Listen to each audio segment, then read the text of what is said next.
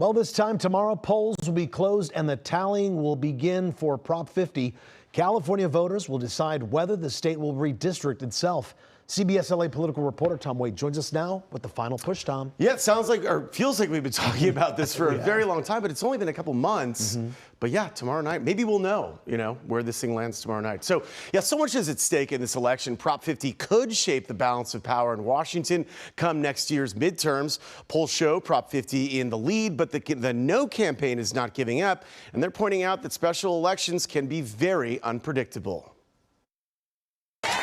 Governor Newsom in Northern California rallying Democrats on the eve of the state's historic special election.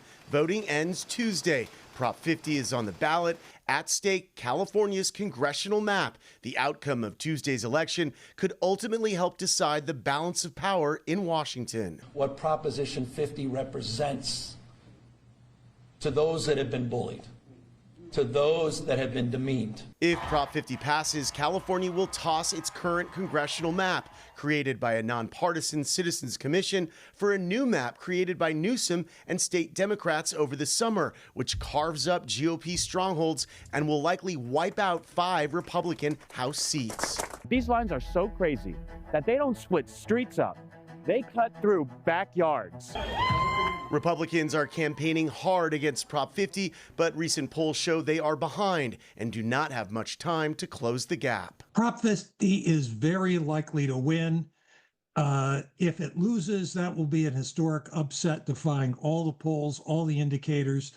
But I don't think that's going to happen. It's likely to win and win big. Donald Trump has unleashed a blitzkrieg. Proposition 50 threatens what voters built. The campaigns for and against Prop 50 have poured tens of millions of dollars into the race.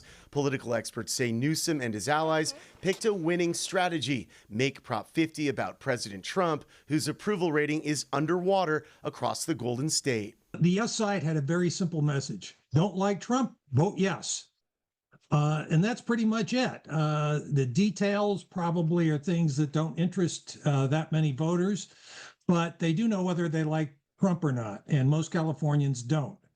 The no side had a much harder challenge to talk about abstract principles about redistricting and fairness, all of which are very important, but very difficult to get across to voters in a special election. Newsom and state Democrats scrambled to get Prop 50 on the ballot after President Trump worked with Texas Republicans over the summer to redraw Texas's map to wipe out Democratic districts there. Some in the GOP opposed Trump's actions, but it did not sway the president. They also didn't really have a great messenger on the no side. They were hoping Arnold Schwarzenegger would sway votes, but Schwarzenegger's been out of office for 15 years, and when he was in office, he left with a 28% approval rating. Millions of ballots have already been cast across Southern California. You can, of course, still drop yours off at a ballot drop box or vote in person tomorrow. Juan. All right, Tom, thank you.